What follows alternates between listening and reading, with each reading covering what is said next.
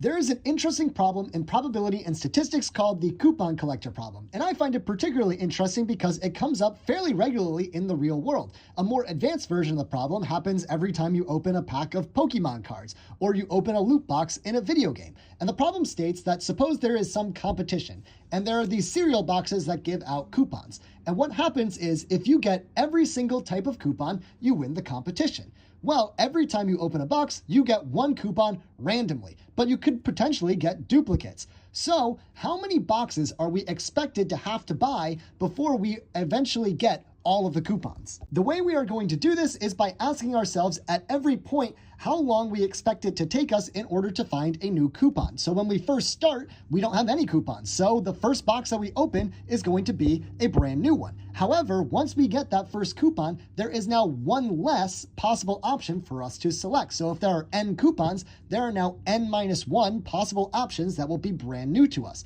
As such, when we open a particular box, there is an n-1 over n probability that we will find a new coupon. So if there were 10 total coupons after the first box, the second box will have a 9 out of 10 chance of giving us a brand new coupon. Now, since this is actually turning out to be a geometric distribution, I won't get into it. There is an expected average amount of time of 1 over n-1 over n for us to find this next coupon. And our expected amount of time is just going to be the sum of all of these possibilities. So 1 plus 1 over n-1 over n, which is the amount of time it will take for us to find a new coupon when one is missing, plus 1 over n-2 over n, which is the probability to find a new coupon when there are two missing, plus dot, dot, dot, dot, plus 1 over n, which is the probability of finding the last coupon when you've already found all the other ones. Simplifying this expression, we get 1 plus n over n-1 plus n over n-2 plus dot dot dot plus n over 1. Factor out an n to get equal to n times 1 plus a half plus a third plus